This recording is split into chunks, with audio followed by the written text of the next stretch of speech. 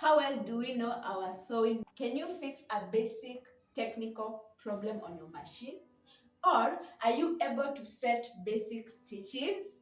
Have you ever wondered whether the names that we use for whether they are the actual manufacturer's names? How about their actual functions? Ama bora wewe umeshona. This will be very interesting, guys, and you are in the right place. Whether you are a beginner, whether you are a student, a fashion student, whether you are a seasoned fashion designer, whether you are a home science student or a teacher, CBC teachers, CBC parents, you are in the right place. Welcome everyone. I am so honored to have you back to my channel. Someone may argue, why would I need to know the names of these parts, yet I can sew? Think about a situation where suddenly your machine stops working. Now you don't know the exact part that is not working. The machine cannot just sew, but you don't know the exact part that is not sewn. One, when you get to the shop, you don't know the name of the part that you're supposed to replace. Secondly, if you have a technician, once you call them, you don't know to explain which part should be replaced. What happens? The technician has to come, diagnose the problem, then get back to the market, get the right part, come back. What happens? You end up wasting a lot of time. How about if you knew the exact part to replace? You just call your technician, hello, hi there, come with this and this part. It becomes easier and you save a lot of time. Now, let's dig in. Now, as we've seen, we have different types of machines in terms of their operations, in terms of their structure, and also in terms of brands. In terms of operations, we have the manual machine and electric machines. In terms of operations, we have manual machines and we have electric machines. Manual machines, you manually pedal using this pedal. Electric machines use motors. When we also talk about electric machines, we have industrial electric machines and domestic electric machines. In terms of structure, an ideal machine has 3 parts. We have the head, the bed, looks like a table,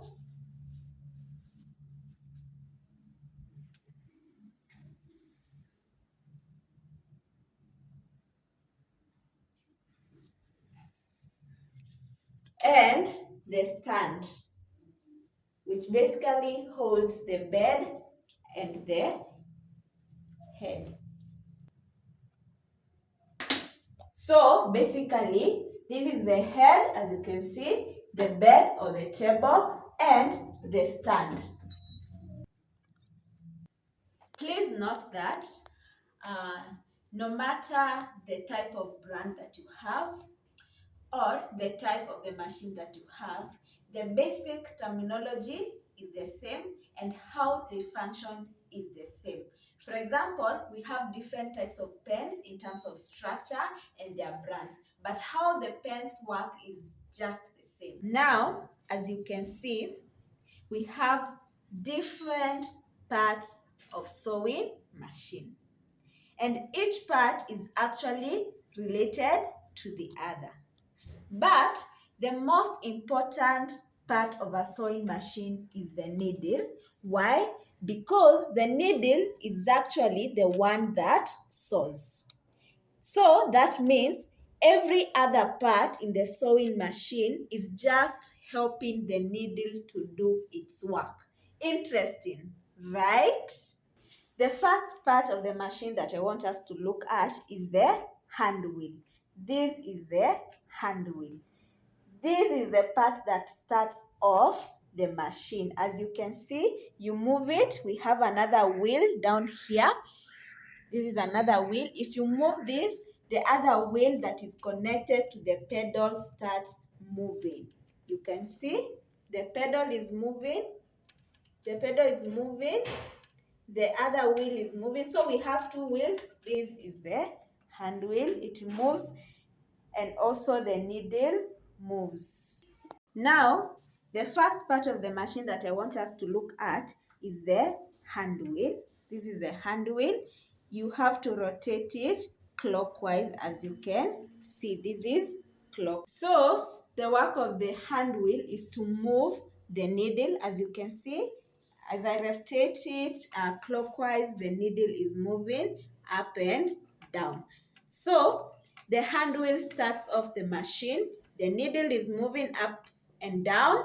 Also, the wheel at the stand is moving. We have another wheel at the stand. As you can see, it's moving, and the pedal is also moving. You can see the pedal moving as I rotate it. So it starts off the machine.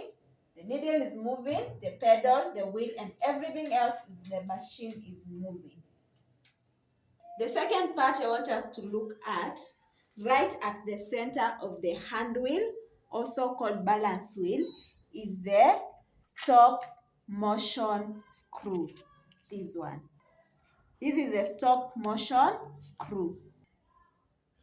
The stop motion screw acts as a, in cars, maybe we say cutout. So once you disengage this, it disengages the motion of the whole machine. So what you do, you just undo it, and the machine cannot move anymore. Next, let us look at the foot pedal. As you can see, that is the foot pedal. Now, the foot pedal controls the speed of the sewing machine. Just like a bicycle, it controls the speed. So if I move it faster, as you can see, the machine is moving faster.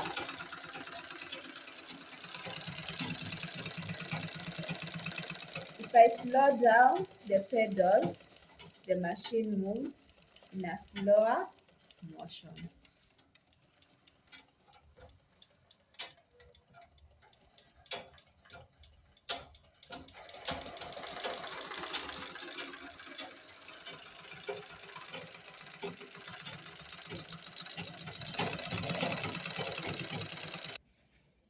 Let's look at now the main part of the machine, which is the needle. The work of the needle, basically, as we mentioned before, does the stitching, and it does so using two threads. Now, as I mentioned, the needle uses two threads. As you can see, there's one thread on top. There's another thread that is coming from somewhere here.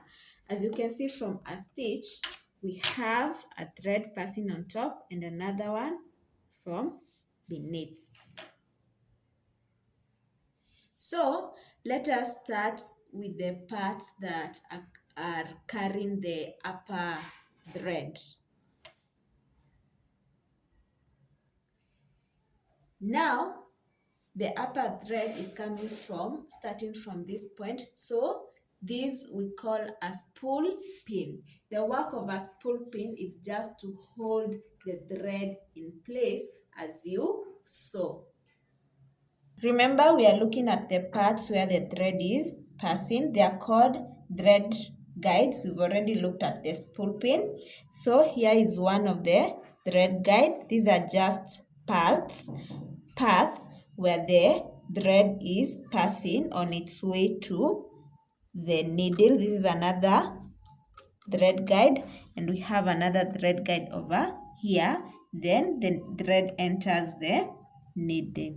So basically, thread guides are parts that hold and direct the thread from the spool to the needle, from the spool all the way to the needle. Next, we look at the tension guide or tension dial. It is used to adjust or control the thread tension. By tension, we mean increasing or decreasing the tightness of the stitch. So as you see, it is made up of two discs. here, then we have a spring and a nut. So how does it function? The thread passes in between the two discs. In order to make it tighter, you tighten the screw. The screw will put some pressure on the spring, then the thread becomes a bit tight. So this is the tension guide controlling the tightness of a stitch or a thread.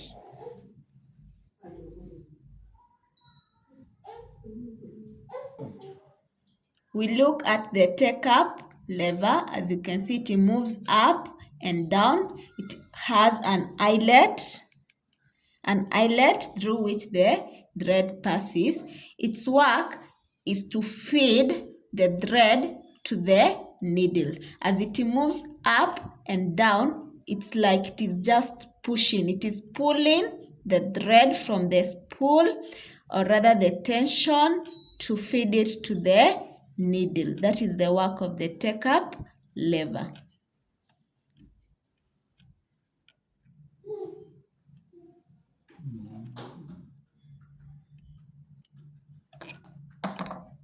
So we've looked at the upper thread and the parts it is passing through. We've looked at the spool, pin, to the thread guides, to the tension dial, take up lever.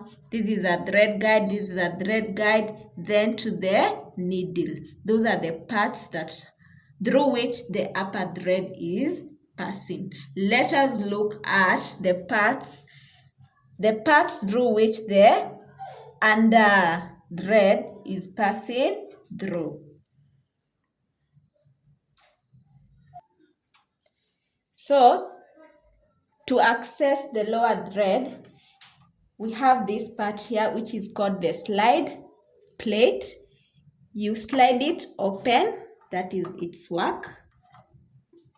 You slide it open, then you're able to see where the lower thread is coming from. This is where the lower thread is coming from. So let us look at these parts. So the lower thread is held by a bobbin. This is a bobbin, and this is a bobbin case. So a bobbin holds the lower thread. A bobbin case holds the bobbin. Yeah. Just a recap on the lower thread: bobbin, bobbin case, and this is a slide plate. It acts as a window to help you to see through as you put in your bobbin case into place. So this is a slide plate as a window to see through as you remove and insert the bobbin. Now let's come to the point at which the actual sewing takes place. We've already talked about the needle. Now, what is holding the needle? A needle bar. This is a needle bar. As you can see, it is moving. Even from the top here, you can see. So this is a needle bar. It holds the needle using a needle clamp. So this is a needle clamp. So at the clamp, you can, once you open it, you can move the needle. You can remove and replace your needle. So let me close it.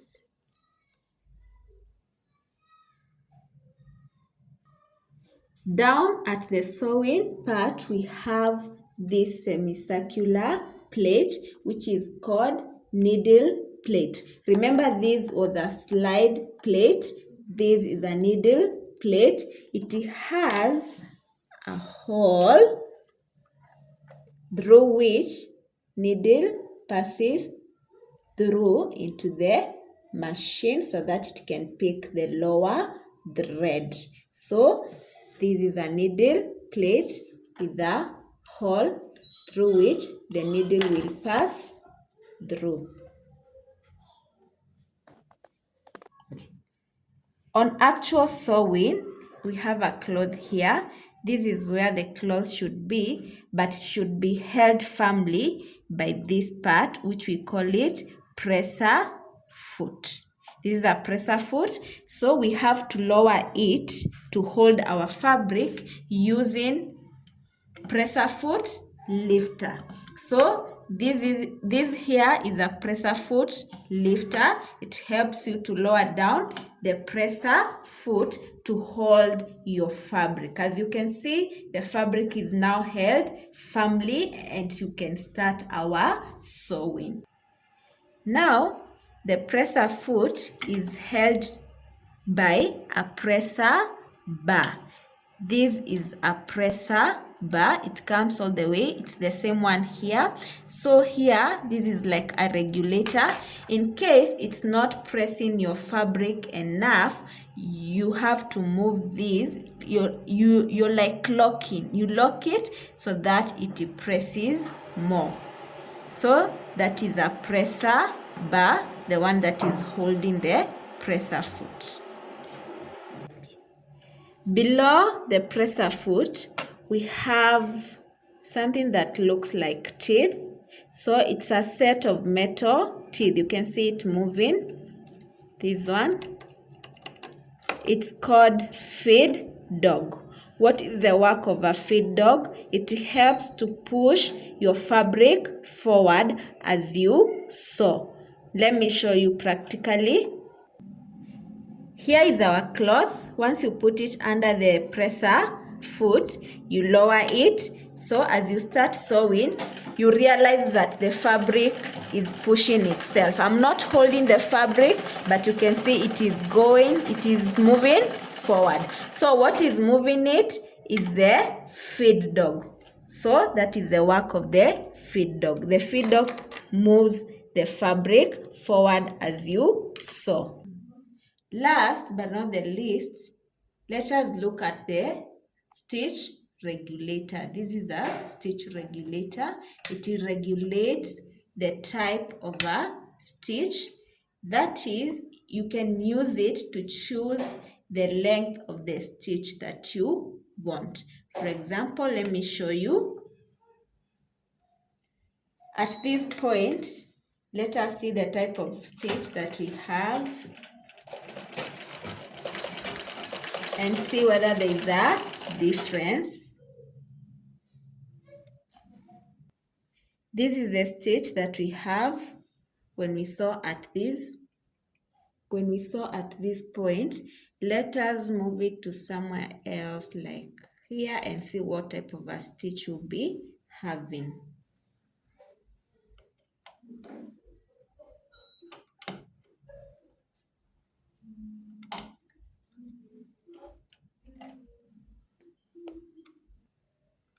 We've changed our regulator from this point to this.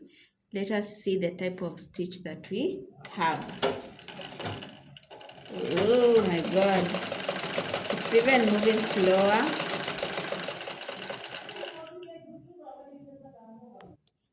As you can see, the stitches are different. The first one, when our regulator was here, has longer lengths. When our regulator was around 15, we have smaller stitches. So that's how it regulates the length of the stitch. Another use for the regulator, it's used to do back stitch, or rather to sew in reverse. So if I bring it up here, it will probably sew in reverse, as you can see. Okay, let me start it at the lower because it's sewing in reverse. See, it is sews in reverse. The third function for the regulator is to lock your seam. That is to reinforce your stitches at the beginning and at the end of your seams. So I want to reinforce my seam at the beginning. So this is what I'll do. I'll do like this to reinforce it. So at the regulator, you can see this screw. It's simply to adjust the regulator. That means you can lock it. If you tighten it, that means the regulator will not move. To lock it at one place. The shiny silver part that you see here, this is called a face plate. This is a face plate. It's simply a cover that you can remove to give you access to the inner parts, especially for oiling or when your technician wants to access the inner parts of the machine. So this is called a face plate. It's a wrap, guys. We just covered 24 parts of the sewing machine. From the balance hand wheel, spool pin, these two bars, the thread guides, the take-up lever, tension. We have the presser foot, the feed dog, the slide plate, 24 parts. So, which part did you find it interesting to learn? And which functions did you just learn? Let me know in the comment section. Please subscribe to our YouTube channel. If there's any video that you want me to do as a tutorial, let me know in the comment section. Happy sewing!